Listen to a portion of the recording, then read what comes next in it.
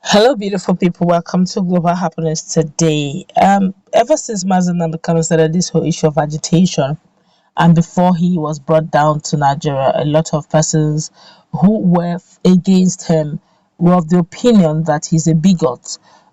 He keeps, according to allegations against him, he keeps bringing, inciting Nigerians. He keeps, talking about the marginalization of Igbo and all that.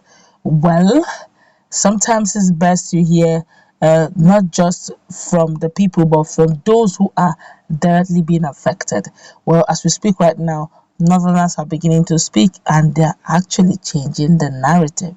Well, before we go into the newspaper to find out the latest on board and how this young Northerner gave a full detailed interview on what transpired on the day Mazen Kanu had his last hearing, which is on the 16th of February 2022. Well, before we go into the newspaper to find out what it is he's supposed to have done and he decided not to do, like it, subscribe to our channel by clicking on the red subscribe button. Beside it, you see a bell notification icon. Please go ahead, click on it to get notified as soon as we update our channel on YouTube. Well, a Hausa boy identified with the name Aminu Ibrahim has explained why he rejected 15,000 naira offered to him by a team called, according to him, called it Buhari team to stage a false protest against the indigenous people of Biafra leader Mazen Nnamdi Kanu. Ibrahim stated this on interview he had during the court trial of Mazen Nnamdi Kanu, which took place on the 16th of February 2022. He expressed gratitude towards Kanu, whom he said he's fighting for the freedom of everybody. So that part of tribalistic bigot, the young man just expunged it by explanation. But let's continue with what he said. And I read. He said, I refuse to collect 15,000 naira from them because I know they are trying to blackmail Nnamdi Kanu. This man wants everybody, even we, the Hausa people, to be free and live like human beings. Not that I am too rich or that 15,000 naira is too small for me, but I will not do something that my mind will continue to judge me. I traveled from Jigawa to Abuja to protest for the release of Nnamdi Kanu, not to protest against him, he maintained. Now, talk about surprising confession. This is one of them. He is even joining, if that to say join Ipob, maybe he probably see. So Ipob should not look at this issue of Biafra agitation only for Biafra. There will be a lot of non-speaking, non-Igbo speaking Biafrans if and when it is actualized.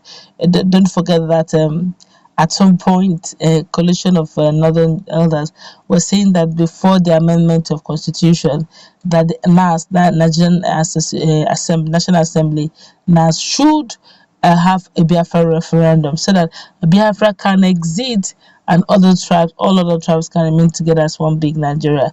But the way things are going, if that eventually happens, a lot of non-Igbo speaking Nigerians may likely want to go to Biafra, except of course they will make the referendum such a way that every other tribe will have access to the referendum to choose whom they will follow this day. Is it to remain back or to follow Biafra or have their own sovereign nation of their own?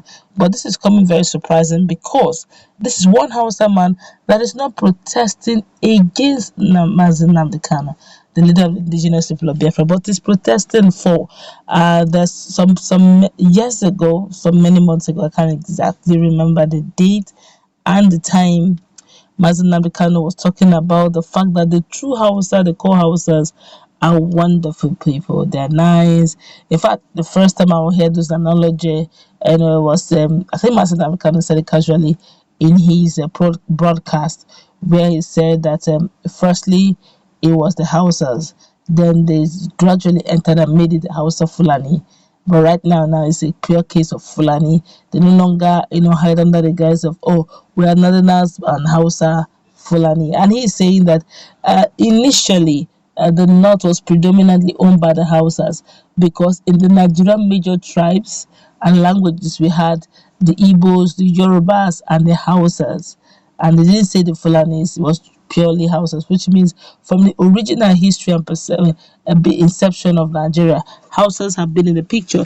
But as the years roll by, we kept hearing things like Hausa Fulani. Then after Hausa Fulani, now we are now hearing things like Fulani. And he's saying that even the core Hausas, when it comes to Jewish position, when it comes to the northern parts, that the Fulanis have taken over rulership, a whole lot of them. That's why when Badoro, the governor of Jigawa State, was talking about the marginalization. If you check out video, you see the video marginalization of the Fulani men and why they decided to take to arms. I felt that was man, is inexcusable. This is really no excuse. If there's anybody who have been marginalized or any tribe that have really been marginalized despite their input in the Nigerian society and economy, it has been in the Igbos. So okay, because they were marginalized, they started to take up equipment to bring down the core Nigerians. It doesn't speak well. And he himself, this Ibrahim guy, is saying that each time they listen to the radio and the voice of Nnamdi kind of comes on, it made them realize that they should take seriously the identity and not be submerged in the Fulani Hausa identity creation, so to speak. Okay, and now he's saying after his eyes have become open to what is going on and he heard about the trial, he decided to go in, not as a mole and not as a supporter against Nnamdi Kanu, but rather he came in to support and in solidarity to show what Nnamdi Kanu has done for him. How he has realized that Nnamdi Kanu is not just talking just for Biafra, but for the general good of as many who want peace and peace loving. Is commendable. A lot of Nigerians have reacted to this. We're going to take one or two very quickly, and we'll wrap it up very quickly as well. This one here is saying, come on, I hope this is not a fluke, a way of entering IPOB. He didn't say he wants to enter. This one here is saying, God will enrich your wisdom for standing for the truth. You must be free from this wickedness of mankind.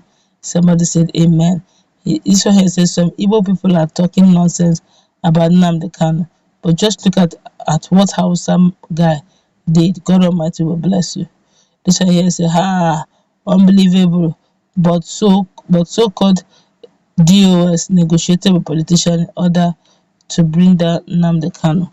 This one here is saying God is truth and life. So anyone who stands on the truth must live. Remain blessed, my dear. A lot of people are really blessing him for speaking up. That's what we're going to wrap it up. Let's meet in the comment section, please. What's your take?